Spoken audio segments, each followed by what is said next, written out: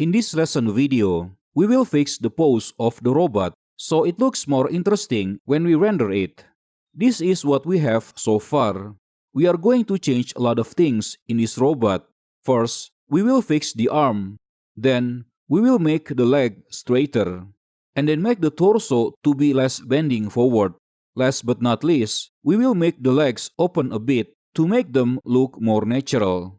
So let's focus on the arm and the hand first. If we look at the robot from the side view, we can see that the hand looks too massive at the front side, making the robot looks like going to fall forward. Basically, I want to make the hand move backward a bit.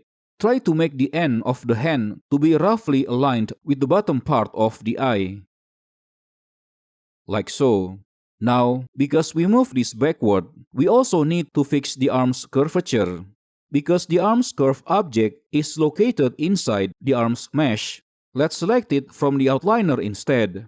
Then press Tab to go to the edit mode. Click this vertex to select it. Then hold Ctrl and click on this one. So we have 3 vertices selected. And just move this backward so that the end of the arm matches the hand location. Press Tab again to go back to the object mode. Now we have something like this. Next, we want to fix the pose of the leg, which basically the thigh, the calf, and the foot orientations. We can see how they are too crouching. To handle this issue, we are going to learn a new concept called kinematic, or also known as the parent-child hierarchy. This is the foundation of rigging and character animation. We are not going into the details on this topic yet, just to give you an idea of what this kinematic concept can do, and then use it now to fix the leg pose. Notice in the default condition, without any kinematic applied, if we select this calf object and then move it, the foot will not follow. In this case, we actually want the foot to follow the calf. Also, if we move the thigh object, we want the calf and the foot to follow as well. To do this, we need to make the foot object a child of the calf object, and then the calf object a child of the thigh object. To create a kinematic or a child-parent relationship in Blender, first, you need to select the child object, and then hold Shift and select the parent object. Okay, so the parent object should be the active object. Then press Ctrl P. This will open up the Set Parent To menu. Then select Object here. Now that the calf object is the parent of the foot object, if we select only the calf and move it like this, the foot will follow automatically. Next, hold Shift and click on the thigh object. We want to make the thigh object as the parent of the calf object. So press Ctrl P again and choose Object. Now that this object is the parent of this object and this object is the parent of this object, if we move the thigh object, all of its descendants will follow, including when we rotate it or scale it. Essentially, with this setup, we can now easily pose the leg. Go to the side view.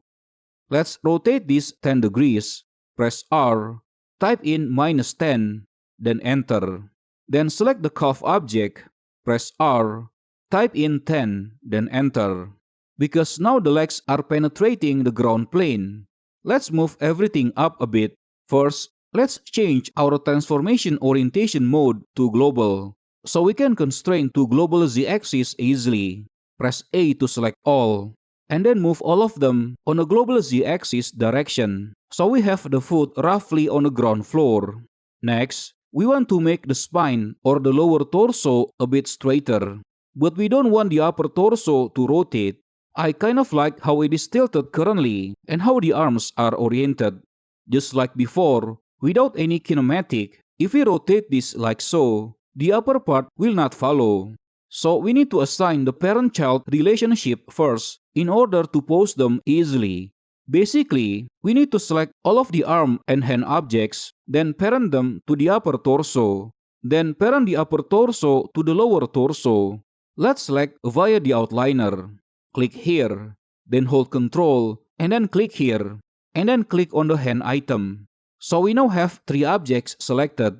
Next, hold Shift, and then click on the upper torso. So now this is the active object. Then Ctrl P and choose Object. Now the upper torso object is the parent of the arms and the hand objects. Next, parent the upper torso to the lower torso. Okay, now we can select the lower torso only, and then press R to rotate. Type in -10. Sorry, press minus again to get a positive value, then enter.